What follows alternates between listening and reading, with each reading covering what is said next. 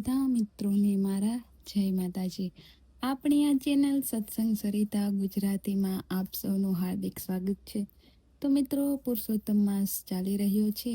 આજે છે પુરુષોત્તમ માસની એકાદશી. આ દિવસનું વિશેષ મહત્વ છે.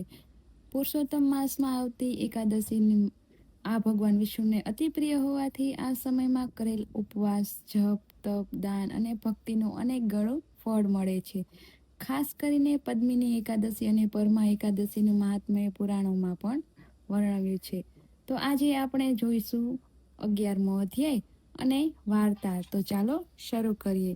બોલીએ શ્રી પુરુષોત્તમ ભગવાન કી જય. અધ્યાય 11મો. શ્રી શિવજીએ મેઘાને આપેલ વરદાન. સૂત પુરાણી બોલ્યા, હે મુનિ શ્રેષ્ઠો, મેઘાએ પોતાના અંતરાત્મામાં આજ્ઞા પ્રમાણે ભગવાન શિવની આરાધના શરૂ કરી. મધ્યાહનના આકરા તાપમાં મેઘાએ શિવજીનું ઉગ્ર તપ આરંભ્યું. સૂર્ય ગ્રીષ્મ ઋતુ આવતા 5 અગ્નિઓની વચ્ચે બેસતી, હેમંત ઋતુમાં શીતળ જળમાં બેસતી અને ફક્ત બહાર પોતાનું મુખ બહાર રાખતી હતી. અધ્યાય 11મો. શ્રી શિવજીએ મેઘાને આપેલ વરદાન. સૂત પુરાણી બોલ્યા, હે મુનિ શ્રેષ્ઠો, મેઘાએ પોતાના અંતરાત્મામાં આજ્ઞા પ્રમાણે ભગવાન શિવની આરાધના શરૂ કરી. મધ્યાહનના આકરા તાપમાં મેઘાએ શિવજીનું ઉગ્ર તપ આરંભ્યું. સૂર્ય ગ્રીષ્મ ઋતુ આવતા 5 અગ્નિઓની વચ્ચે બેસતી, હેમંત ઋતુમાં શીતળ જળમાં બેસતી અને ફક્ત બહાર પોતાનું મુખ બહાર રાખતી હતી. ભગવાન શિવજીનો આ વચન સાંભળી મેઘા બોલી, હે દીનાનાથ, જો આપ મારા ઉપર પ્રસન્ન થયા હોય તો મને પતિ આપો, પતિ આપો. હું પતિ માગું છું, પતિ માગું છું, મને પતિ આપો. મારી કોઈ બીજી ઈચ્છા નથી. ભગવાન શિવ બોલ્યા, હે તપસ્વીની, તે 5 વાર પતિની માગણી કરી છે, તેથી તને 5 પતિ થશે. તેઓ દાનવીર, શૂરવીર અને ધર્મવીર હશે. ભગવાન શિવજીનું આ વિચિત્ર વરદાન સાંભળી મેઘા સ્તબ્ધ થઈ ગઈ. તેને ઘણું દુઃખ થયું. તે બોલી, હે ભોળાનાથ, મેં વરદાનમાં માગ્યું શું અને તમે આપ્યું શું? એક પતિને 5 પત્ની હોય તેવું સાંભળ્યું છે, પણ એક શાસ્ત્રીને 5 પતિ હોય તેવું મેં ક્યાંય સાંભળ્યું નથી. હું આપને આવું વરદાન ન આપવા વિનંતી કરું છું. ભગવાન શિવે કહ્યું, હે તપસ્વીની, મારા વરદાનમાં કંઈ ફરક નહીં પડે. આ જન્મમાં નહીં તો આવતા જન્મમાં 5 પતિ અવશ્ય થશે તને. તે મહામુનિ દુર્વાસાના આદેશનો અનાદર કર્યો અને પુરુષોત્તમ માસના વ્રતની અવગણના કરી. તેના ફળરૂપે આ બધું બનવા પામ્યું છે. હવેથી કોઈ પણ કાળે પુરુષોત્તમ માસનું તું અપમાન કરીશ નહીં. અમે દેવો પણ આ માસનું શ્રદ્ધાપૂર્વક પૂજન કરીએ છીએ. આમ કહી ભગવાન શિવજી અંતર ધ્યાન થઈ ગયા. ઇતિ શ્રી બ્રહ્મનારદીય પુરાણના પુરુષોત્તમ મહાત્મયનો શિવજીએ મેઘાને આપેલ વરદાન નામનો 11મો અધ્યાય સંપૂર્ણ. તો મિત્રો, અહીંયા આપણે અધ્યાય પૂર્ણ કર્યો. તો આજે આપણે જોશું પ્રસાદની વાર્તા. તો ચાલો શરૂ કરી. રૂપનગરીનો રાજા મહાપાતકી હતો. પાપ કરવામાં પાછો વળીને ન જતો. પ્રજા ત્રાહ થઈ ગઈ હતી. ક્રૂર અને ઘાતકી રાજાના ઉગ્ર સ્વભાવથી નગરના લોકો ગળે આવી ગયા હતા. રાજા જેટલો ઘાતકી હતો એટલી જ રાણી ધર્મિષ્ઠ હતી. રાજા જેટલા પાપ કરે એનાથી બમણા રાણી પુણ્ય કરે. પંખીને ચણ, પશુને ઘાસ અને ભૂખ્યાને ભોજન દે. એમ કરતા રાજા પૌઢ થયો. શરીરની શક્તિ ક્ષીણ થઈ ત્યારે એકવાર એને વિચાર કર્યો, આખી જિંદગી મેં પાપ કર્યા, હવે મોત આવે પહેલાં હું થોડું પુણ્ય કરી લઉં. માણસને ધોળા આવ્યા પછી જ જ્ઞાન આવે છે. રાજા તો પુત્રને રાજપાટ સોંપીને ચાલી નીકળ્યો. એના પગલે પગલે રાણી પણ ચાલી નીકળી. જ્યાં તે પતિ સાથે સતી થઈ ગઈ. પહેર્યા લુગડે અને ઉઘાડા પગે રાજા રાણી વનમાં આવ્યા. પગમાં કાંટા વાગે છે. વસ્ત્રો જાડી અને ઝાખરામાં ભરાઈ જવાથી ફાટી ગયા છે.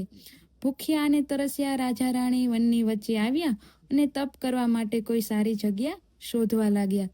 ત્યાં જ એમની નજર એક 4 હાથવાળા બ્રાહ્મણ પર પડી. રાજાને લાગ્યું કે આ કોઈ દેવ છે. દેવને જ 4 હાથ હોય. રાજા તો દોડીને બ્રાહ્મણના પગમાં પડી ગયો અને કહેવા લાગ્યો, હે દેવ, હું મહાપાતકી છું, મને બચાવો. ત્યારે બ્રાહ્મણે કહ્યું, ભાઈ, હું કોઈ દેવ નથી, હું તો બ્રાહ્મણ છું. આગળના જતા ઘણાય 4 હાથવાળા માણસો જોવા મળશે. રાજાને લાગ્યું કે આ વાતમાં કોઈ ભેદ છે. તેથી એ બ્રાહ્મણને આગ્રહ કરીને પૂછવા લાગ્યો, ત્યારે બ્રાહ્મણ બોલ્યો, થોડા દિવસ પહેલાં હું તપ કરવા અહીં આવ્યો ત્યારે મેં 4 હાથવાળા ગોવાળને જોયો. પહેલાં તો મને ડર લાગ્યો અને પછી હિંમત કરીને એની પાસે ગયો. એ ગોવાળ મને આંબાની ઘટા પાછળ લઈ ગયો. ત્યાં કનકનો પહાડ હતો. એ પહાડ પર પુરુષોત્તમ પ્રભુનું મંદિર હતું. એ મંદિરનો મહિમા એવો છે કે જે કોઈ ત્યાં પ્રસાદ લે એના 4 હાથ થઈ જાય. મેં પણ ત્યાં જઈને પ્રસાદ લીધો. આ સાંભળી રાજા આજીજી કરવા લાગ્યો કે હે ભૂદેવ, મને પણ ત્યાં લઈ જાઓ, કદાચ મારા પાપનો ભાર હળવો થાય. બ્રાહ્મણ રાજા રાણીને આંબાની ઘટા પાછળ લઈ ગયો, પણ રાજાને ક્યાંય પહાડ ન દેખાયો. ત્યારે બ્રાહ્મણ બોલ્યો, હે રાજન, એ દેવતાઈ પહાડ પુણ્યશાળીને જ દર્શન થાય છે. તે જિંદગીના એકાદ કદાચ પુણ્ય કર્યું હોત તો તને અવશ્ય પહાડ દેખાત. રાજાની આંખમાંથી તો બોર જેવડા આંસુ સરવા લાગ્યા. એ પોતાની જાતને ધિક્કારવા લાગ્યા. રાજાનો આવો પશ્ચાતાપ જોઈ બ્રાહ્મણ બોલ્યો, હે રાજા, ઘોર પાપમાંથી મુક્ત અપાવે એવું એક જ વ્રત છે. જે માણસ આખી જિંદગીમાં કદી દાન પુણ્ય વ્રત તપ ન કર્યા હોય, દાન દક્ષિણા ન આપી હોય, એ જ પુરુષોત્તમ પ્રભુનો વ્રત કરે છે અને તેનો ભવ પાર થઈ જાય છે. તારા સદભાગ્ય અત્યારે પુરુષોત્તમ માસ ચાલે છે. આ પવિત્ર માસના છેલ્લા 8 દિવસ બાકી છે. તું નગરમાં જા અને બીજા માણસને લઈ આવ. આપણે 5 અહીં ઉપવાસ કરશું અને એના પુણ્ય બળે તને કનકના પહાડના અવશ્ય દર્શન થશે. રાજા તત્કાળ નગરમાં ગયો.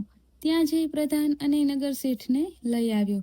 પછી રાજા રાણી બ્રાહ્મણ પ્રધાન અને નગર શેઠે વ્રત આદર્યા. નિરાહાર વ્રત લીધું. 9મા દિવસની સવારે કનકના પહાડના દર્શન થતાં જ રાજાની આંખમાં હર્ષના આંસુ આવી ગયા.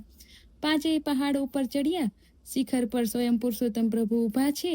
5 પ્રભુના ચરણોમાં ઢળી પડ્યા. પ્રભુના દર્શન થતાં જ મનુષ્ય અવતાર સફળ થઈ ગયો. મહાપાપોનો ક્ષય થયો અને બધાય 4 હાથવાળા બની ગયા. હવે શું? હવે એ 5ને લેવા વૈકુંઠમાંથી વિમાન આવ્યું.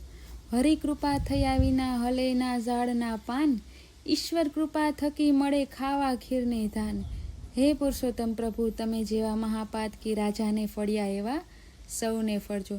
તો મિત્રો, અહીં પવિત્ર પુરુષોત્તમ માસનો આપણે 11મો અધ્યાય અને વાર્તા સાંભળી.